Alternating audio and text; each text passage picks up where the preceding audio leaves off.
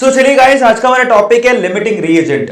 वैसे तो limiting reagent को मैं पहले कवर कर चुका हूं ट्रिक वीडियोस में, लेकिन अभी मैं थोड़ा सा इलेबोरेट करके समझाऊंगा और साथ ही साथ थोड़ी प्रॉब्लम्स और ज्यादा करवाऊंगा।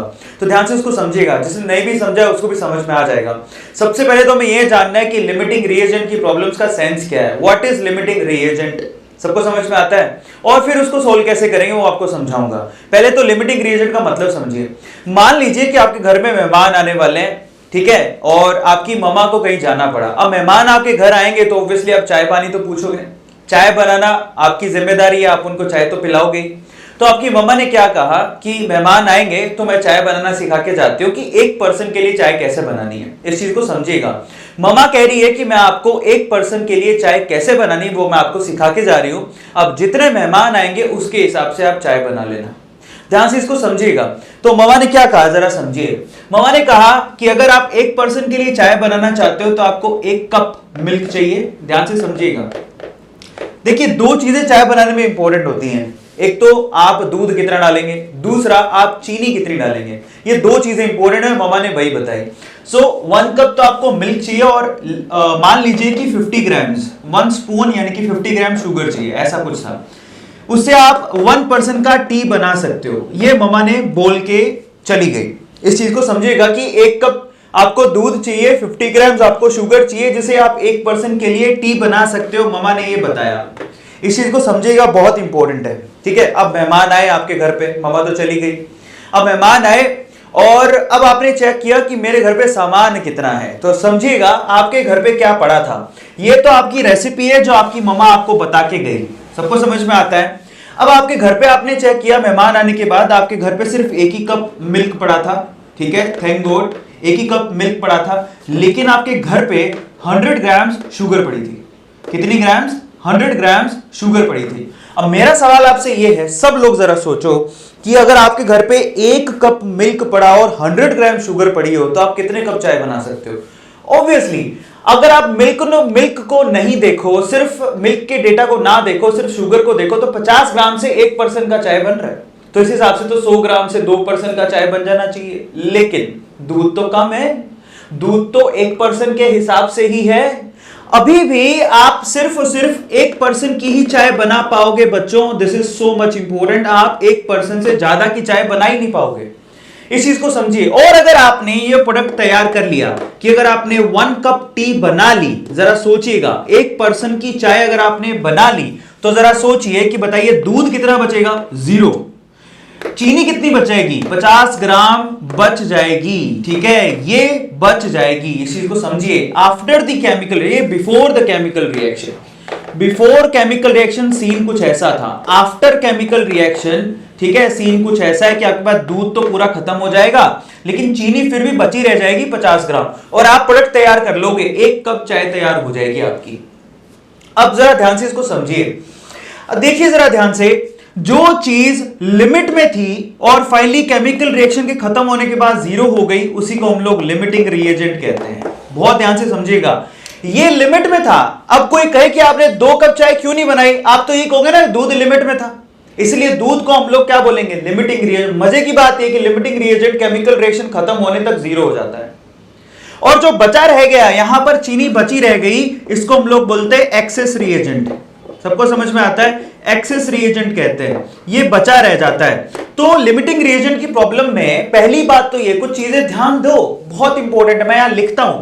पहली बात तो लिमिटिंग रिएजेंट की जो प्रॉब्लम्स होती हैं उनकी खास बातें होती हैं कुछ। ठीक है, लिमिटिंग रिएजेंट की प्रॉब्लम्स की खास बात क्या होती है? पहली खास बात, ये 2 या 2 से ज्यादा, 2 और मोर देन 2, ठीक है, रिएजेंट्स में ये प्रॉब्लम्स होती हैं। पहली बात तो ये 2 और मोर देन 2 रिएजेंट्स आपको चाहिए, मतलब 2 और मोर देन 2 रिएक्टेंट आपको चाहिए। सिर्फ एक रिएक्टेंट वाली केमिकल रिएक्शन जो होगी ना, वो लिमिटिंग रिएजेंट वाली केमिकल रिएक्शंस नहीं होगी। वहां पर लिमिटिंग रिएजेंट वाला जो प्रॉब्लम है वो नहीं आएगा। इसी को समझिए ना, जब 2 या 2 से ज्यादा होगी तभी तो कोई एक लिमिट में होगा। कई केमिकल रिएक्शन ऐसी भी तो होती है जिसमें सिर्फ एक ही रिएक्टेंट होता है। अगर सिर्फ एक ही रिएक्टेंट है तो वो लिमिटिंग रिएजेंट की प्रॉब्लम नहीं है। सिंपल। एक से ज्यादा रिएक्टेंट है तो वो लिमिटिंग रिएजेंट की प्रॉब्लम होगी, क्योंकि उसमें कोई एक लिमिट में हो सकता है। अब यहां पर देखिए कौन कौन था, एक मिल्क और दूसरा शुगर, जिसमें मिल्क लिमिटिंग रिएजेंट था, शुगर एक्सेस रिएजेंट है। तो सबसे पहले तो 2 या 2 से ज्यादा रिएजेंट या रिएक्टेंट आपको चाहिए। दूसरा, उन 2 या 2 से ज्यादा में कोई एक लिमिट में होगा, ठीक है। Any one of them may be in limit and it is called limiting reagent. बहुत इंपॉर्टेंट है। उसमें से कोई एक हो सकता है कि वो लिमिट में हो और इसीलिए उसको क्या कहते हैं, लिमिटिंग रिएजेंट। मजे की बात देखिए, आप एक बात बताइए, आपका जो प्रोडक्ट है कि आप 1 कप चाय बना रहे हो, उसको डिसाइड किसने किया, लिमिटिंग रिएजेंट। आपने बोला ना कि दूध तो 1 ही कप है, इसलिए यहां पर चाय तो 1 ही कप बन पाएगी। दिमाग लगाइए, चाय 1 कप क्यों बनी, क्योंकि दूध 1 ही कप था, इसलिए प्रोडक्ट डिसाइड कौन कर रहा है, लिमिटिंग रिएजेंट। हमको लिमिटिंग रिएजेंट से मतलब होता है, इस चीज को समझ लीजिएगा, लिमिटिंग रिएजेंट ही यहां डिसाइड करेगा कि प्रोडक्ट कितना बनेगा। इस चीज को समझ लीजिए। दूध की कमी थी इसलिए चाय 1 ही कप बनी, दूध ज्यादा होता तो फिर तो बात ही क्या थी। इस चीज को समझिए, दूध अगर जितनी रिक्वायर्ड चीनी है उतना ही रिक्वायर्ड यहां दूध होता फिर तो बात ही क्या थी। यहां पर दूध 1 ही कप था इसलिए चाय 1 ही कप बनी, इसलिए लिमिटिंग रिएजेंट ही है जो प्रोडक्ट को डिसाइड करता है। सो फाइनली यहां तीसरा जो पॉइंट है वो बहुत ज्यादा इंपॉर्टेंट है। Limiting reagent decides the product. Product को डिसाइड करने वाला होता कौन है, लिमिटिंग रिएजेंट। हमको एक्सेस रिएजेंट से कोई मतलब नहीं है, हमें लिमिटिंग रिएजेंट से मतलब है, वही डिसाइड करेगा। सबको समझ में आता है। जैसे कि नॉर्मल एग्जांपल देता हूं, इस चीज को समझिए। यहां पर नॉर्मल एग्जांपल से ज्यादा समझ में आ जाएगा। आप जरा सवाल को ध्यान से समझिएगा। मान लो आपसे कहता हूं, थोड़ा प्रैक्टिकल एग्जांपल लेते हैं। A + B ये आपको C देता है और मैं कहता हूं एक बैलेंस्ड केमिकल रिएक्शन है, यहां स्टोइकियोमेट्री सबकी 1-1 है, ठीक है। ये केमिकल रिएक्शन है, इस चीज को समझिएगा। पहली बात तो यहां पर लिमिटिंग रिएजेंट की प्रॉब्लम्स बनाई जा सकती है। ऐसा क्यों, क्योंकि यहां पर 1 से ज्यादा रिएक्टेंट है। सबको समझ में आ गया। अब ये जो केमिकल रिएक्शन आपसे कुछ कहती है, ये कहती है कि अगर आप A 1 लो, B भी 1 ही ले लो तो C 1 बनेगा।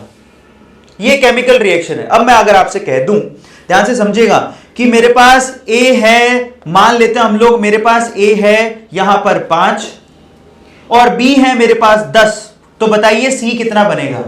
इस चीज को समझिए। अगर आप A 1 लेते हो, B भी 1 ही लेते हो तो C 1 बनेगा। मैं आपसे कहता हूं कि मैं मार्केट से A लेके आया 5, B लेके आया 10, तो बताइए C कितना बनेगा। अब इसके हिसाब से खुद से चेक करो, खुद से जरा सोचो कि यहां पर लिमिट में कौन है। अगर A 1 चाहिए तो B भी 1 ही चाहिए, तो अगर A 5 है तो B भी कितने चाहिए, 5। अब ये तो 10 है, इसका मतलब ये कौन है, एक्सेस है। ये एक्सेस है तो बगल वाला कौन है, लिमिटिंग है। तो लिमिटिंग ही डिसाइड करेगा कि यहां पर प्रोडक्ट कितना बनेगा। इसका समझिए मतलब, 1 लोगे ये, 1 लोगे ये, तो ये 1 ही बनेगा। तो अगर आपने इसके 5 लिए हैं तो इसके भी कितने कंज्यूम होंगे, 5। 10 में से 5 ही कंज्यूम होंगे। इसके कितने बनेंगे, 5 ही तो बनेंगे। तो अब सवाल ये कि C को डिसाइड करने वाला कौन है, A। इस चीज को समझिए। आप 5 से ज्यादा नहीं बना सकते हो C, जबकि B एक्सेस में है। इसीलिए यहां पर A जो है वो लिमिटिंग रिएजेंट है और A ही डिसाइड कर रहा है कि C कितना बनेगा। मजे की बात है, इस कंपैरिजन करके देखो, दोबारा समझो। अगर A आपने 1 लिया, B भी आपने 1 लिया तो C 1 बनता है। ये आपकी स्टोइकियोमेट्री कहती है। अब आप बाजार से A तो लाए 5, B लाए 10, तो बताइए C कितना बनेगा। तो यहां पर A अगर 5 लाए हो तो B भी 5 ही चाहिए, क्योंकि A जब 1 चाहिए था तो B 1 चाहिए था। तो ये 5 चाहिए तो ये भी 5 चाहिए। सबको समझ में आ गया। और 5 के 5 कंज्यूम हो जाएंगे। अब 10 में से 5 यहां पे लग जाएंगे, इसके तो 5 बचेंगे। अब C कितने बनेंगे, इसके 1 से इसका 1 ही बनता है, तो इसके 5 से इसके 5 बनेंगे बच्चों। तो इसका मतलब यहां पर प्रोडक्ट कौन डिसाइड कर रहा है, A। अब ये तो चलो हिट एंड ट्रायल है, मैं बोल रहा हूं तो आपको नॉर्मल प्रॉब्लम सॉल्व हो रही है, लेकिन ये तरीका तो नहीं है। अब सवाल है कि इसको सोल्व कैसे करेंगे, तो मैं आपको तरीका बताता हूं। लिमिटिंग रिएजेंट को सोल्व करने का तरीका क्या है उसको हम लोग समझेंगे, लेकिन उससे पहले ये सारी चीजें एक बार लिख लो अपनी कॉपी के अंदर कि लिमिटिंग रिएजेंट का मतलब क्या है, सेंस क्या है। फिर मैं इसको कैसे सोल्व करते हैं विद एग्जांपल आपको समझाऊंगा। उसके बाद मैं आपको केमिकल रिएक्शन का एक एग्जांपल दूंगा, जिससे आपको बहुत आसानी से समझ में आ जाएगा कि लिमिटिंग रिएजेंट का सेंस क्या है। सबको समझ में आ गया। फटाफट से इसका स्क्रीनशॉट लो, उसके बाद आगे चलते हैं। ले लीजिए। सो चलिए गाइस, अब हम एक प्रॉब्लम करते हैं और उसके थ्रू समझते हैं कि मोल कॉन्सेप्ट में लिमिटिंग रिएजेंट की प्रॉब्लम्स को सोल्व कैसे किया जाता है। ध्यान से उसको समझिएगा, स्टेप बाय स्टेप समझाऊंगा और उससे आपकी एक एक प्रॉब्लम दूर हो जाएगी। इवन इसके ऊपर थ्योरेटिकल क्वेश्चन भी आते हैं, तो बहुत ध्यान से समझिएगा, पूरा प्रोसेस बहुत ही इंपॉर्टेंट है। चलिए मान लीजिए कि आपको एक सवाल दिया, क्वेश्चन में लिखा है कि twice of A we have a chemical reaction that twice of A plus thrice of B will give you 4 times C plus 5 times D. ऐसा कुछ केमिकल रिएक्शन दिया है। इस चीज को समझिएगा कि twice of A thrice of B react करके 4 टाइम्स सी देते हैं, 5 टाइम्स डी देते हैं। ये केमिकल रिएक्शन है और बैलेंस्ड केमिकल रिएक्शन ऐसे लिखा है। नाउ इफ, सवाल ये पूछता है, now if the moles of A is given as 10 and the moles of B is given as 50। अगर आपको ए के 10 मोल दिए हैं, बी के 50 मोल दिए हैं, देन फाइंड आउट, आपको बहुत सारी चीजें इसमें फाइंड आउट करनी है। Then find out the LR. ठीक है, आपको सबसे पहले तो एलआर फाइंड आउट करना है। एलआर का मतलब limiting reagent. And also find out the moles of C and the moles of D.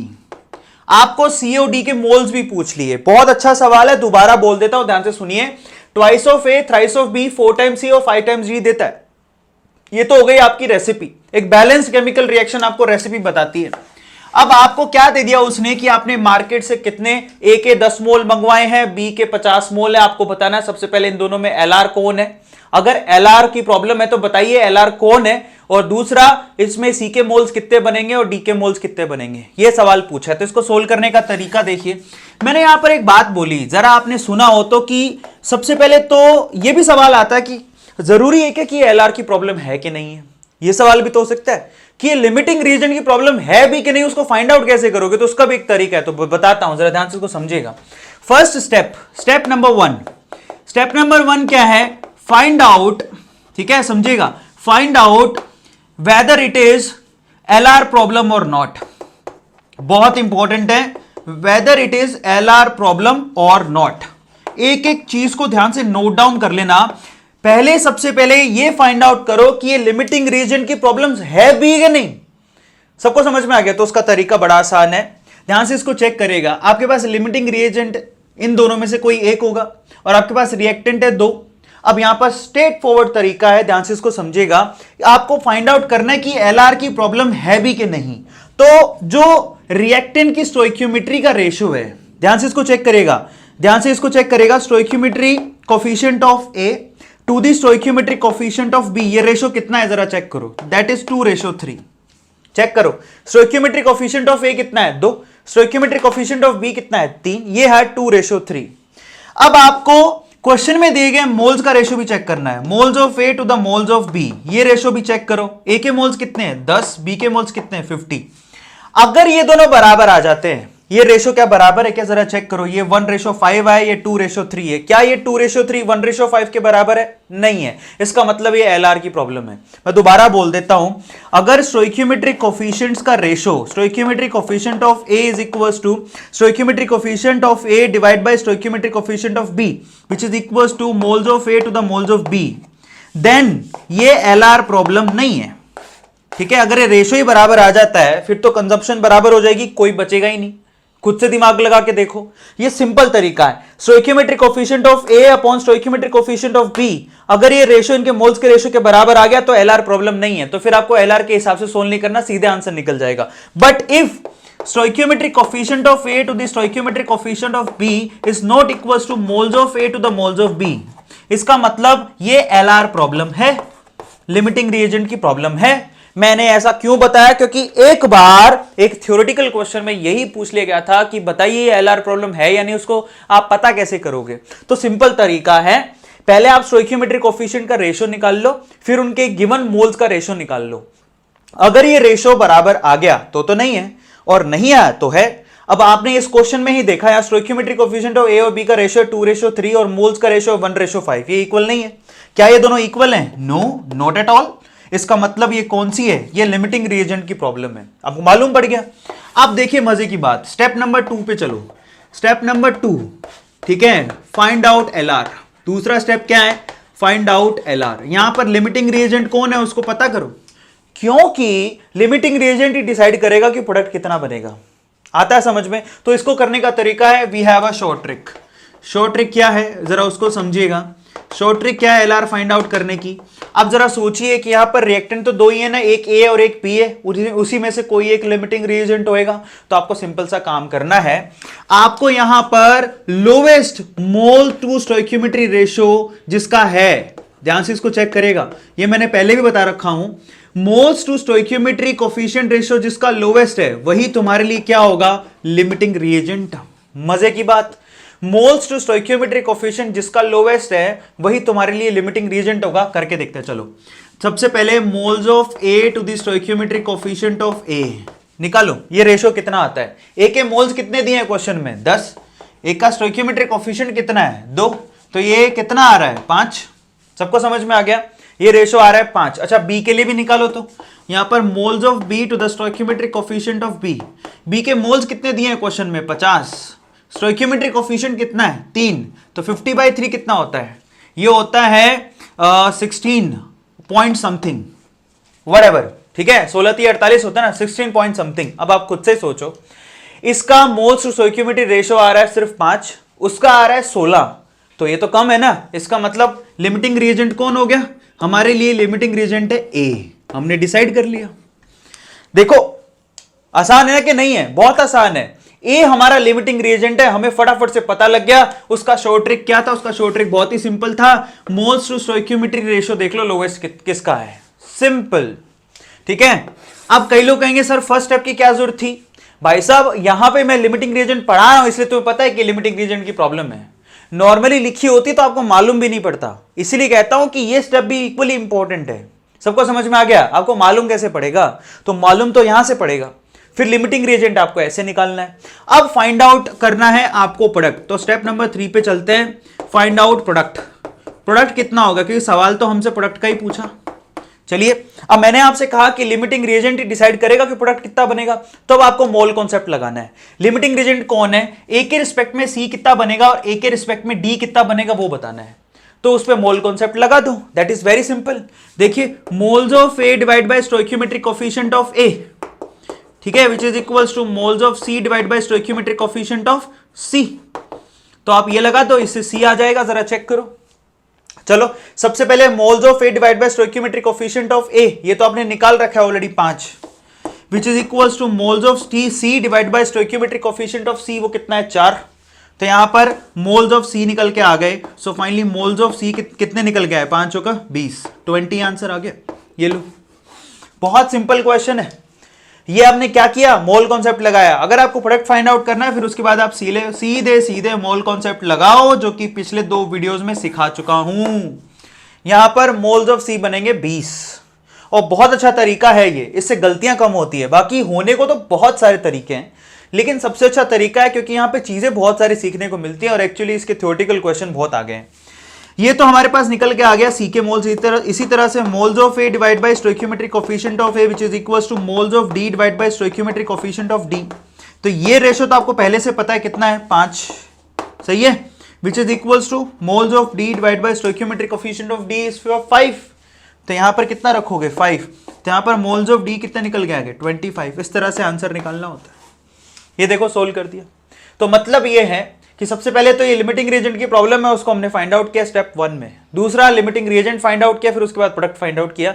ये बोर्ड में करने का तरीका है। इवन इनफैक्ट इससे बहुत सारी चीजें भी क्लियर होती हैं, गलतियां नहीं होंगी। जो पहली बार कर रहे हैं उनको स्टेप्स पे बहुत ध्यान देना चाहिए, ठीक है। और आपको पता है मुझे भी पहली बार ऐसे ही बताया गया था, फिर उसके बाद मैंने खुद का दिमाग लगाना चालू किया, फिर मुझे इन सब को करने की जरूरत नहीं पड़ती थी, मैं सीधे निकाल लेता था। अब शॉर्ट ट्रिक आपको किधर से मालूम पड़ती है? शॉर्ट ट्रिक आपकी मेहनत होती है एक्चुअल में। मैं आपको शॉर्ट ट्रिक बता दूंगा सीधे सीधे कैसे करना है, वो मेरी दिमाग की उपज है, लेकिन क्या आप उतनी तेज दौड़ पाओगे? नहीं। इसलिए सबसे पहले आप सीढ़ी दर सीढ़ी चढ़ो, धीरे धीरे, 1 2 3। जब आप इसकी प्रैक्टिस कर लोगे तो शॉर्ट ट्रिक बनानी बहुत आसान है, बाएं हाथ का खेल होता है। अब यहां पर ये क्वेश्चन किया हमने, अपन एक और प्रैक्टिकल क्वेश्चन करते हैं, उसके बाद तो बिल्कुल क्लियर हो जाएगा। और अच्छा सवाल करते हैं जो कि एग्जाम में आ चुका है, ठीक है, वो करते हैं, उसके बाद इजी हो जाएगा। तो फटाफट से इसका स्क्रीनशॉट लो, उसके बाद आगे चलते हैं। ले लीजिए सो चलिए गाइस, अब एक लास्ट प्रॉब्लम करके बताता हूं जिससे आपको लिमिटिंग रिएजेंट की प्रॉब्लम कैसे सोल्व होती एकदम से समझ में आ जाएगा। जो प्रॉब्लम सामने लिखी है ना वो एग्जाम में आ चुकी है। अब समझ लीजिए कि ऐसे क्वेश्चन पूछे जाते हैं। देखिए क्वेश्चन क्या है, देखिए क्वेश्चन लिखिए सबसे पहले, if 54 grams of aluminium reacted with 160 grams of oxygen then find out the product. ठीक है, find out the weight of product लिख लेना आप, find out the weight of product. बहुत अच्छा सवाल है। यहां पर यह क्वेश्चन आपसे पूछा गया, इनफैक्ट एग्जाम में आ चुका है। अब जरा सोचिए एक बात, अगर आप लिमिटिंग रिएजेंट अभी नहीं पढ़ रहे होते तो आप पहचान पाते कि लिमिटिंग रिएजेंट की प्रॉब्लम है कि नहीं है। सिंपल तरीके से लिखा है, अगर आपने 54 ग्राम एल्यूमिनियम का रिएक्शन 160 ग्राम ऑक्सीजन से करा दिया तो यह पूछ रहा है कि बताओ भैया यहां पर प्रोडक्ट का वेट कितना होगा। अब आपको कुछ अंदाजा नहीं हो रहा कि ये लिमिटिंग रिएजेंट की प्रॉब्लम है भी कि नहीं। इसके लिए आप क्या करोगे जरा सोचो। सबसे पहले तो आपको केमिकल रिएक्शन चाहिए, काम तो आपको वही करना है। सबसे पहले आपको बैलेंस्ड केमिकल रिएक्शन चाहिए। देखिए अगर आपने एल्यूमिनियम का रिएक्शन ऑक्सीजन के साथ करवा दिया तो यहां पर Al2O3 एल्यूमिनियम का ऑक्साइड बनेगा। ये तो तय हो गया, एल्यूमिनियम का ऑक्साइड बनेगा। तो केमिकल रिएक्शन नहीं पता तो काम नहीं हो पाएगा। तो यहां पर सबसे पहला स्टेप तो आपने पूरा किया कि ये होगा प्रोडक्ट हमारे पास एल्यूमिना है, इसको एल्यूमिनियम ऑक्साइड कहते हैं, एल्यूमिना भी कहते हैं। सो फाइनली इसको बैलेंस करो, अभी भी पूरा नहीं है, बैलेंस करने के बाद ही समझ में आएगा। तो यहां पर देखिए 3 लगा है तो यहां पर इसको ओड से बनाइए इवन। ये ओड था उसको इवन बना दिया, 6 हो गया ना। तो यहां पर मैं कितना लगाऊंगा 3, तो ये भी 6 हो गया। एल्यूमिनियम कितना है 4, तो यहां 4 लगा दो, बैलेंस हो गया। जरा चेक करो, यहां पर 4 एल्यूमिनियम 4 एल्यूमिनियम 6 ऑक्सीजन 6 ऑक्सीजन, हो गया बैलेंस। अब ये है बैलेंस्ड केमिकल रिएक्शन। सबको समझ में आ गया। अब मैंने सबसे पहले कहा कि आप पहले चेक कर लो कि भैया ये लिमिटिंग रिएजेंट की प्रॉब्लम है भी कि नहीं, एलआर प्रॉब्लम है भी कि नहीं, यस और नो ये फाइंड आउट करना है आपको। तो इसके लिए तरीका क्या है, सबसे पहले स्टोइकियोमेट्रिक कोफिशिएंट का ratio, stoichiometric coefficient of aluminium to the stoichiometric coefficient of oxygen, ये रेशो कितना है 4:3। ठीक है, अब इनके मोल्स का रेशो चेक करो। मोल्स का रेशो चेक करने के लिए मोल्स निकालने भी तो पड़ेंगे। तो बताइए कि मोल्स ऑफ एल्यूमिनियम कितने हैं, that is given mass 54 gram, molar mass 27 ग्राम पर मोल। एल्यूमिनियम का तो पता है ना। चलिए ये कितना आया 2। तो moles of aluminium to the moles of oxygen, ये रेशो निकालना है। तो ये तो आ रहा है 2। चलिए इसी तरह से मोल्स ऑफ ऑक्सीजन भी निकाल लीजिए। गिवन मास 160, ठीक है 160 गिवन है। देखो मोलर मास 32, कितना आ रहा है 5 से कटेगा 5 आ गया। तो बताइए क्या ये रेशो बराबर है, ये 4:3 आ रहा है, ये 2:5 आ रहा है, क्या ये इक्वल है, नहीं, नॉट एट ऑल, ये इक्वल नहीं है। ये 4:3 है, ये 2:5 है, इसका मतलब ये लिमिटिंग रिएजेंट की प्रॉब्लम हो गई। सबको समझ में आ गया। अब स्टेप नंबर 2, बस यही तो मैंने कहा था आपसे कि आपको ये करना है। अगर आपको ये पल्ले पड़ गया तो हो गया काम। स्टेप नंबर 2 में क्या करोगे, एलआर को फाइंड आउट करो, फाइंड आउट एलआर। एलआर को फाइंड आउट करने की कोशिश करो। तो मैंने उसके लिए क्या बताया था, जिसका mole to stoichiometry ratio lowest है वो तुम्हारे लिए एलआर होगा। तो सबसे पहले moles of aluminium to the stoichiometric coefficient of aluminium. बताइए एल्यूमिनियम के मोल्स कितने निकाले, ये रहे 2। स्टोइकियोमेट्रिक कोफिशिएंट कितना है इसका, ये बैलेंस करने के बाद देखिए स्टोइकियोमेट्रिक कोफिशिएंट 4, तो ये रेशो कितना आ रहा है 1:2।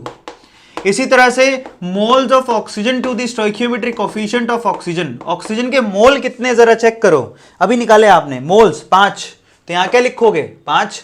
स्टोइकियोमेट्रिक कोफिशिएंट ऑक्सीजन का कितना है 3, जरा चेक करो। तो ये 5/3, हाउ मच, दिस इज 5/3, ये क्या आएगा ऑब्वियसली मोर देन 1 आ रहा है। अब ये तो है 0.5 है ना, ये उससे कम हो गया, अपने आप मालूम पड़ रहा है। 5/3 मोर देन 1 होगा और ये है 0.5, तो तुम्हारे लिए लिमिटिंग रिएजेंट कौन हो गया, ऑब्वियसली एल्यूमिनियम, बात खत्म। जिसकी मोल टू स्टोइकियोमेट्रिक कोफिशिएंट की रेशो लोवेस्ट है वो तुम्हारे लिए एलआर है, और एलआर तुम्हारा एल्यूमिनियम है। अब एल्यूमिनियम डिसाइड करेगा कि एल्यूमिना कितना बनेगा। तो इसके लिए क्या करोगे, स्टेप नंबर 3। स्टेप नंबर 3 क्या है, अब आप प्रोडक्ट डिसाइड करो, फाइंड आउट प्रोडक्ट। तो प्रोडक्ट के मोल्स निकालो कितने होंगे, वेट पूछा है, पहले मोल निकाल लो, वेट निकालना आसान है। तो मोल कॉन्सेप्ट लगाओगे, that is moles of aluminium to the stoichiometric coefficient of aluminium which is equals to, देखो मोल कॉन्सेप्ट कैसे लगाते हैं, moles of aluminium to the stoichiometric coefficient of aluminium that is equals to moles of alumina upon stoichiometric coefficient of alumina, सही है। और ये चीज जिसको नहीं पता वो जाके पिछले से पिछली वीडियो देख लो एक बार, क्योंकि उसमें मैं सारी चीज समझा चुका हूं। जो लोग नए हैं पहली बार देख रहे हैं कि मोल कॉन्सेप्ट कैसे लगाते हैं, now this is mole concept. हर एक रिएजेंट का मोल टू स्टोइकियोमेट्री का रेशियो बराबर होता है मोल कॉन्सेप्ट के अंदर। सबको समझ में आ गया? तो यहां पर देखो इसका रेशियो तो तुम ऑलरेडी निकाल चुके हो, कितना है 1:2। सही है, देखो ऊपर निकाले हो मोल एल्यूमिनियम स्टोइकियोमेट्री एल्यूमिनियम 1:2 निकाले हो ना। इसी तरह से मोल्स ऑफ एल्यूमिनियम तो तुम्हें निकालना है, मोल्स ऑफ Al2O3 तुम्हें निकालना है, डिवाइड बाय स्टोइकियोमेट्रिक कोफिशिएंट कितना है इसका 2। ये लो जी, मोल्स ऑफ Al2O3 आ गया तुम्हारे पास, कितना 2 से 2 कैंसिल हो गया 1 मोल एल्यूमिना बनेगा।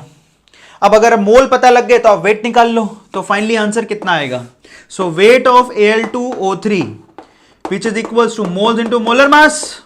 मोल्स है तुम्हारे पास 1, मोलर मास देखिए एल्यूमिना का मोलर मास 27 का डबल 54 प्लस 48, 8 और 4 12, 2 5 4 9 और 1 10 102।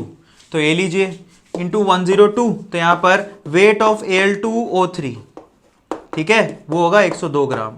ये लीजिए आंसर आ गया। दोबारा कैलकुलेट कर लो एक बार, मोल्स 1 है, मोलर मास देखिए एल्यूमिनियम 2 है, 27 दूनी 54 हो गया, साथ में ऑक्सीजन 16 थी 48, तो ये कितना हो गया 50 और 40 90 और हाँ 102 102 ग्राम। इस तरह से आंसर निकालना है। तो एक्चुअली यहां पर जो एल्यूमिना बनेगा वो 102 ग्राम बनेगा। बहुत ही मजेदार सवाल है और इसमें डिसाइड किया एल्यूमिनियम ने कि एल्यूमिना कितना बनेगा और इस तरह से इसको सोल्व करना होता है। सबको क्लियर है? फटाफट से इसका स्क्रीनशॉट ले लो और आराम से जिसको समझ में नहीं आए एक बार पीछे जाके, ठीक है, एक तो लास्ट वीडियो चेक कर लो, दूसरा इसको आराम से देखो, धीरे धीरे स्पीड कम कर लो और आराम से देखो क्या बोला गया, क्या समझाया गया।